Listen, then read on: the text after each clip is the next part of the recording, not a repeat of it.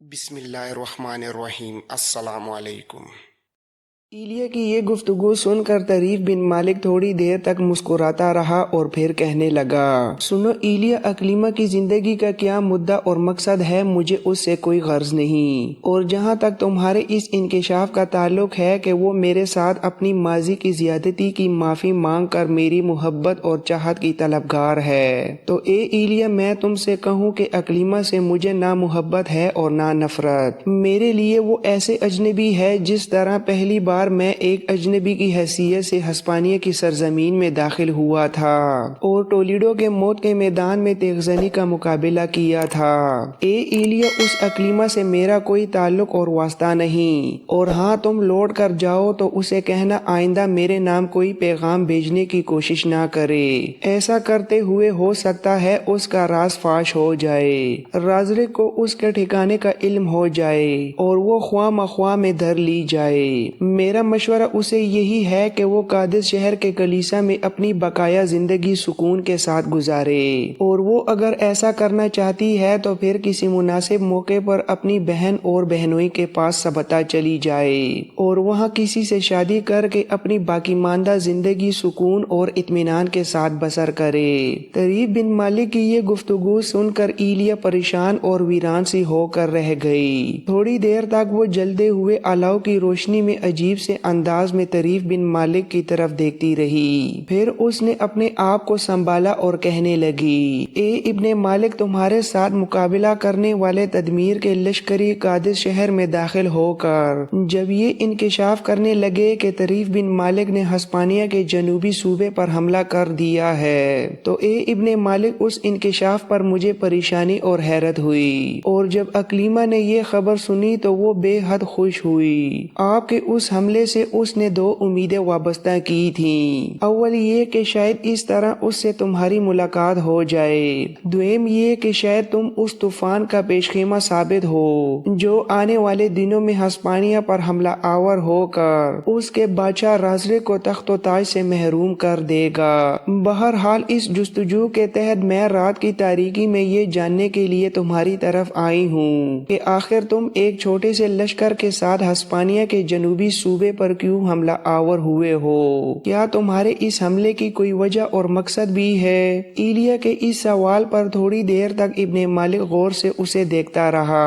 اور پھر ایک غضب کے ساتھ کہنا شروع کیا، اے ایلیا، جس مقصد کے تحت میں ہسپانیہ کی سرزمین پر اس مختصر سے لشکر کے ساتھ حملہ آور ہوا ہوں، وہ مقصد مجھے اپنی جان سے بھی زیادہ عزیز ہے۔ پس اے ایلیا، وہ جو میری ذات سے بھی زیادہ عزیز ہو، وہ میں کسی دوسرے سے کیسے اور کیوں کر کہہ سکتا ہوں، خواہ دوسرا میرا کوئی عزیز اور میری بہن ہی کیوں نہ ہو۔ اے ایلیا، تم پر یہ انکشاف نہیں کروں گا کہ میرا ہسپانیہ کی سرزمین پر حملہ آور ہونے کا مقصد کیا ہے، بہرحال میں آپ سے یہ ضرور کہوں گا کہ میں اس سرزمین پر یوں ہی کسی مقصد کے بغیر حملہ آور نہیں ہوا۔ طریف بن مالک کا یہ جواب سن کر ایلیا کے لبوں پر مسکراہٹ بکھر گئی اور پھر کہنے لگی، مجھے امید تھی اے ابن مالک تم ایسا ہی جواب دو گے، لیکن میرا دل کہتا ہے کہ تمہارا حملہ ہسپانیہ کے لیے کسی بہت بڑے طوفان یا کسی بہت بڑے خطرے کا پیش خیمہ ہے۔ میں بخوشی اس خطرے کا استقبال کروں گی جو تمہاری طرف سے طوفان کی طرح اٹھ کر نمودار ہوگا۔ اس کے ساتھ ہی ایلیا اپنی جگہ سے اٹھ کھڑی ہوئی، اپنی چرمی چادر اپنے اوپر ڈالی اور الوداعی نگاہ ابن مالک پر ڈالتے ہوئے کہا، اے ابن مالک، آپ اکلیمہ کے نام کوئی پیغام نہیں دیں گے؟ وہ یقیناً آپ کی طرف سے اپنے نام پیغام سن کر خوش ہو جائے گی۔ طریف بن مالک نے فوراً کہا، اے ایلیا، میں اکلیمہ کے نام کیا پیغام دوں؟ وہ میرے لیے اجنبی ہے، میرے اور اس کے درمیان کوئی تعلق اور رشتہ نہیں، لہٰذا ایک اجنبی کو میں کیا پیغام دے سکتا ہوں؟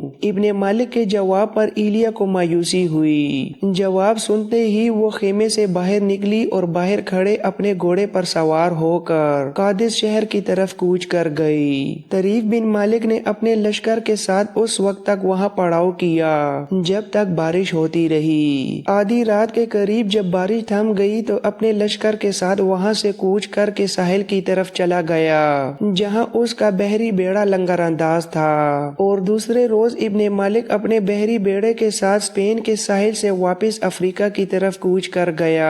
رات کی تاریکی میں ابن مالک سے ملنے کے بعد دوسرے روز صبح ایلیا قادس شہر میں داخل ہوئی۔ اس وقت تک بارش اور طوفان باد و باران تھم چکے تھے لیکن موسم غیر معمولی ہو رہا تھا۔ چاروں طرف گہری دھند پھیلی ہوئی تھی۔ چند گز کے فاصلے پر کھڑے ہوئے کسی انسان کو دیکھا نہیں جا سکتا تھا۔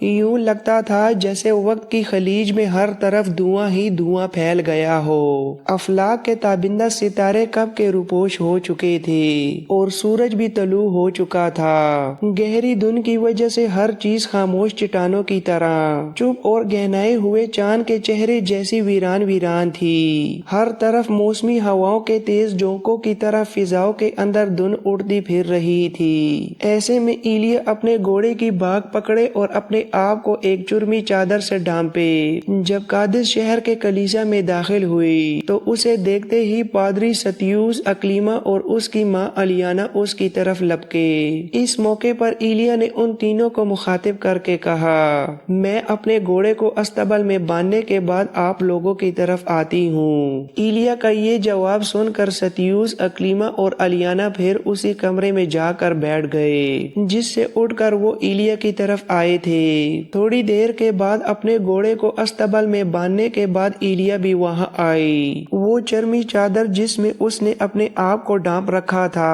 وہ اتار کر اس نے ایک طرف لٹکا دی۔ اس کے بعد وہ ستیوس، اکلیما اور الیانا کے سامنے بیٹھ گئی۔ ان تینوں نے اس موقع پر اس کا بغور جائزہ لیا۔ تینوں نے محسوس کیا کہ ایلیا اس موقع پر دعاؤں کے لیے اٹھے بے ثمر ہاتھوں جیسی ویران سی تھی۔ ستیوس تھوڑی دیر تک ایلیا کی اس حالت کا جائزہ لیتا رہا، پھر اس نے اسے مخاطب کر کے پوچھا، اے ایلیا میری بیٹی، میں دیکھ رہا ہوں تو بوجھل اور اداس ہے، پر یہ تو بتاؤ تم طریف بن مالک سے ملی بھی ہو یا نہیں؟ اگر تمہاری اس سے ملاقات ہوئی ہے تو اکلیما کے سلسلے میں اس نے تمہیں کیا جواب دیا ہے؟ ایلیا تھوڑی دیر تک ستیوس، اکلیما اور الیانا کو غور سے دیکھتی رہی، پھر وہ ستیوس کی طرف دیکھ کر کہنے لگی، اے مقدس باپ، جس وقت میں یہاں سے طریف بن مالک کی طرف جانے کے لیے روانہ ہو رہی تھی اس وقت میں کہکشاں کے زینے اترنے والے چاند جیسی خوشکن اور پرسکون تھی، پر اے مقدس باپ، طریف بن مالک سے مل کر مجھے انتہائی مایوسی اور دکھ ہوا ہے، گو کہ وہ میرے ساتھ ایسے ہی خوشکن انداز میں پیش آیا جیسے ایک بھائی اپنی بہن سے ملتا ہے، پر اے مقدس باپ، اکلیما کے سلسلے میں اس نے مجھے بے حد مایوس کیا ہے۔ میں سمجھتی ہوں ٹولیڈو شہر میں مقابلے کے بعد اکلیما نے جو اس کے خلاف سخت الفاظ کہے تھے وہ طریف بن مالک کے دل پر کندہ ہو چکے ہیں، اور اس کا دل اکلیما کی طرف سے صاف کرنا اگر ناممکن نہیں تو مشکل ضرور ہے۔ میں نے بہت کوشش کی کہ اکلیما کی طرف سے اس کا دل صاف کروں، لیکن میری گفتگو کا اس پر کوئی اثر نہیں ہوا۔ اس کی بات چیت اور رویے سے میں نے یہ اندازہ لگایا ہے کہ وہ اکلیما سے کسی قسم کا کوئی تعلق، رابطہ یا کوئی سلسلہ نہیں رکھنا چاہتا۔ اے مقدس باپ، میں شرمندہ ہوں کہ جس مہم اور جس کام پر آپ نے مجھے روانہ کیا تھا میں اس میں ناکام لوٹی ہوں۔ میں طریف بن مالک کو اکلیما کی طرف مائل نہیں کر سکی۔ اس کی باتوں اور گفتگو کے رد عمل سے جو میں نے اندازہ لگایا ہے وہ یہ ہے کہ وہ اکلیما سے محبت نہیں کرتا۔ یہاں تک کہنے کے بعد ایلیا خاموش ہو گئی۔ ایلیا کی گفتگو سننے کے بعد حسین اکلیما کی گردن جھک گئی۔ اس موقع پر اس کی آرزومند آنکھوں کے اندر دکھ کا موسم، خون اگلتی فضائیں اور برے خوابوں کی فرسودہ تعبیریں رقص کرنے لگیں۔ اس کے بشارت طلب دل کے اندر مخمون امنگیں، درماندہ تمنائیں اور شفاق اندھیرے سر ابھارنے لگے۔ اس کے جسم اور روح کے رشتوں کے درمیان امید و عزائم کی عمارتیں گرنے لگیں، صبح کی روشن قندیلیں ڈوبنے لگیں۔ مجموعی طور پر اس وقت اکلیما کی حالت حالت شاخ پر خاموش اور افسردہ بیٹھی فختہ جیسی ہو کر رہ گئی تھی۔ تھوڑی دیر تک اکلیمہ اسی طرح بیٹھی رہی، پھر اس نے اپنی گردن جھکائے دکھی آواز اور روتے ہوئے لہجے میں کہا، اے مقدس باپ، میری قسمت میں کوئی چراغاں نہیں۔ میں کہتی ہوں کہ میری زیست کی صبح اب شب تاریک ہو چکی ہے۔ اے مقدس باپ، طریف بن مالک ہر منزل کا راستہ تو نہیں بن سکتا۔ میں سمجھتی ہوں میری زندگی کا چاند ابر پاروں میں کھو گیا ہے، میری بزم ہستی کا ایک ایک چراغ گل ہونے والا ہے۔ اکلیمہ کی یہ گفتگو سن کر ستیوس، الیانا اور ایلیا تینوں تڑپ کر رہ گئے۔ پھر ستیوس نے اسے تسلی دیتے ہوئے کہا، اے اکلیمہ میری بیٹی، تم اداس اور افسردہ نہ ہو۔ انسان کی زندگی میں ایسے واقعے اور حادثات رونما ہوتے رہتے ہیں۔ ان واقعات اور حادثات سے نکلنے کے بعد ہی انسان کندن ہو کر دوسروں کے سامنے آتا ہے اور کامیاب زندگی بسر کرنے کا فن سیکھتا ہے۔ اکلیمہ میری بیٹی، تو نے دیکھا ہوگا جب شام کا خیمہ تاریک ہوتا ہے تو آسمان پر طلوع ہونے والے ستارے اور چاند کیسے اس کائنات کے اندر حسین فطرت کے نغمات بکھیرتے ہوئے اس کی تشکیل اور تعمیر کا کام سر انجام دیتے ہیں۔ میری بیٹی اداس اور مخموم نہ ہو، میں تمہیں یقین دلاتا ہوں کہ ایک روز تمہاری زندگی کی یہ سرد راتوں جیسے دل خراش لمحے ختم ہو کر رہیں گے۔ تم ضرور ایک نہ ایک روز اپنی منزل پا کر رہو گی۔ اے میری بیٹی، یہ جو طریف بن مالک نے ایک چھوٹے سے لشکر کے ساتھ اسپین کی سرزمین پر حملہ کیا ہے، اس نے البحراز شہر پر قبضہ کرنے کے بعد قادس کے والی کو بدترین شکست دی ہے، تو میں سمجھتا ہوں کہ یہ کام طریف بن مالک نے اپنے آپ سے نہیں کیا، بلکہ اس کام کے پیچھے بہت بڑی قوت کار فرما ہے، اور میں یہ بھی سمجھتا ہوں کہ طریف بن مالک کسی بہت بڑے لشکر کا ہر اول دستہ ہے جس نے اسپین کی قوت اور طاقت کا اندازہ لگانے کی کوشش کی ہے۔ میرا دل کہتا ہے کہ طریف بن مالک یا اس کا کوئی جرنیل عنقریب ایک بڑے لشکر کے ساتھ اسپین کی سرزمین پر حملہ آور ہوگا۔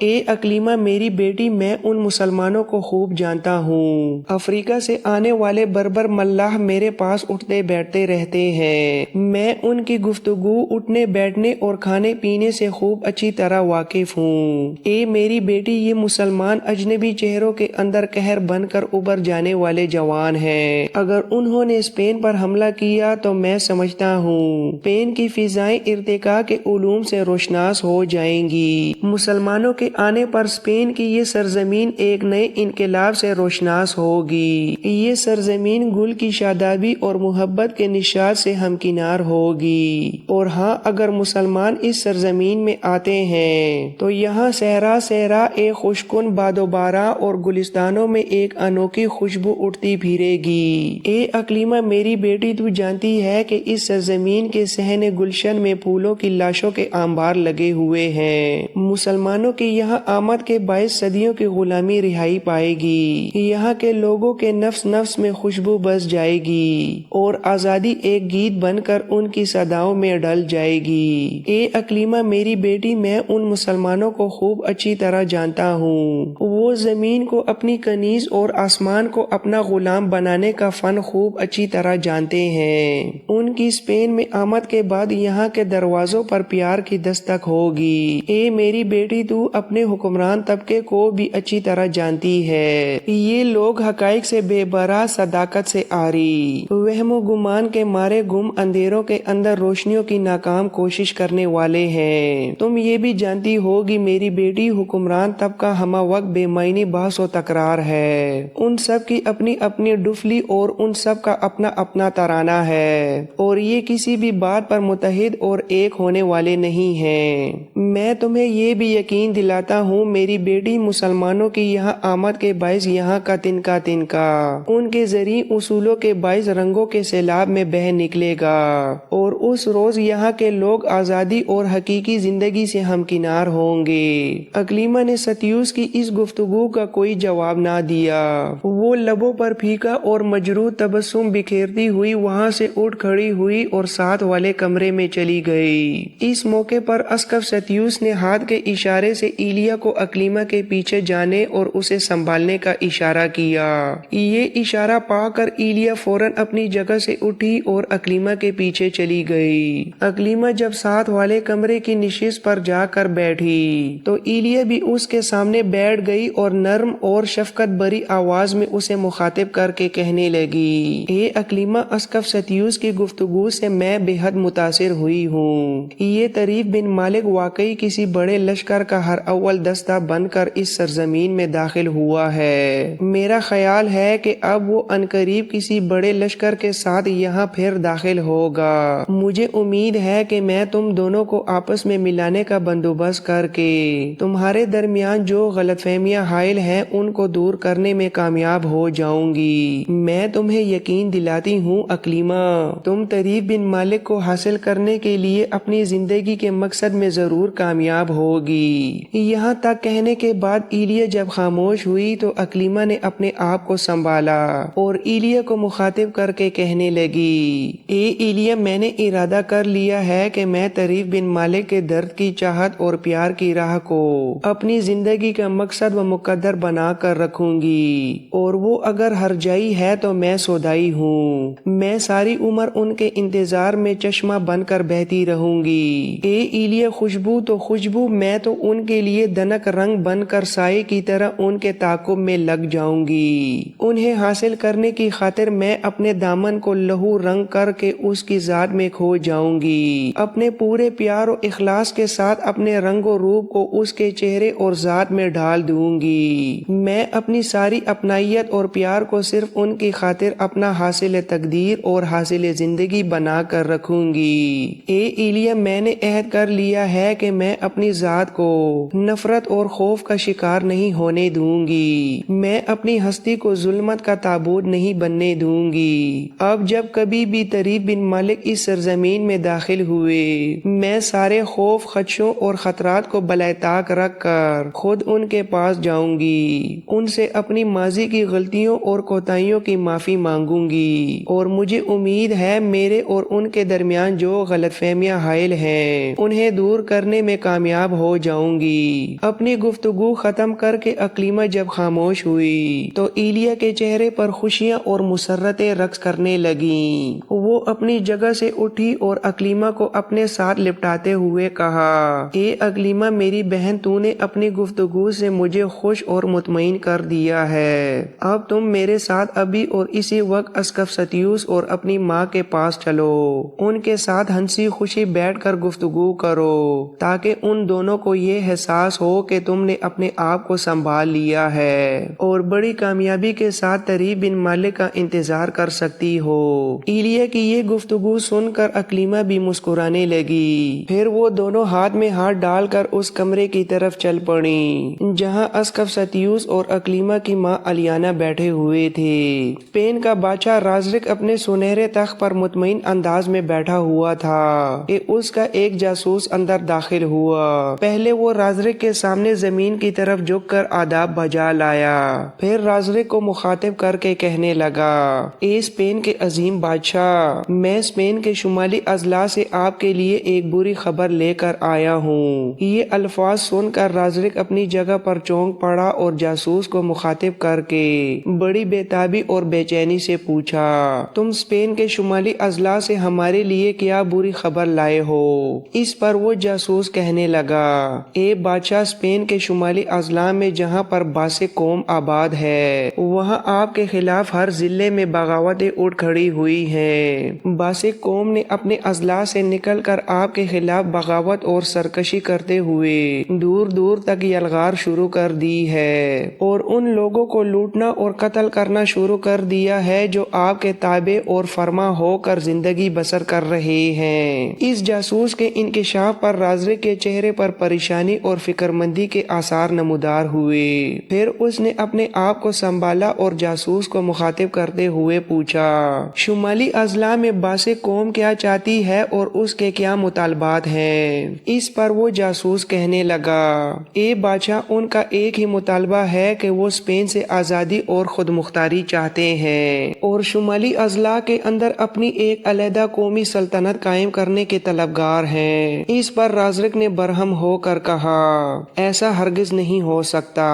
ہم اسپین کی حدود کے اندر کسی بھی قبیلے یا قوم کو خود مختاری دینے کے حق میں نہیں ہیں۔ ہیں، اب اس باس قوم کے خلاف لشکرکشی کریں گے اور امید ہے کہ ہم انہیں اپنے سامنے زیر کرنے میں کامیاب ہو جائیں گے۔ تم ابھی فوراً جاؤ اور راجر کو میرے پاس بھیجو تاکہ میں اپنے لشکر کے ساتھ باس قوم کی طرف جانے کی تیاریاں کروں۔ وہ جاسوس ایک بار پھر جھکا اور اس شاہی کمرے سے نکل گیا۔ تھوڑی ہی دیر بعد راجر، جسے رازرک نے اپنی فوج کا سالار بنا رکھا تھا، اس شاہی کمرے میں داخل ہوا۔ رازرک کے اشارے پر وہ اس کے قریب ہی ایک نشست پر بیٹھ گیا۔ پھر اسے رازرک نے مخاطب کر کے کہا، اے راجر، ابھی ابھی شمال کی طرف سے ہمارا ایک جاسوس آیا ہے اور اس نے ہمیں یہ اطلاع دی ہے کہ شمال کی باس قوم نے ہمارے خلاف بغاوت اور سرکشی کے علم بلند کر دیے ہیں، لہٰذا ہم کل اپنے لشکر کے ساتھ یہاں سے شمال کی طرف کوچ کریں گے تاکہ باس قوم کی سرکشی پر قابو پایا جا سکے۔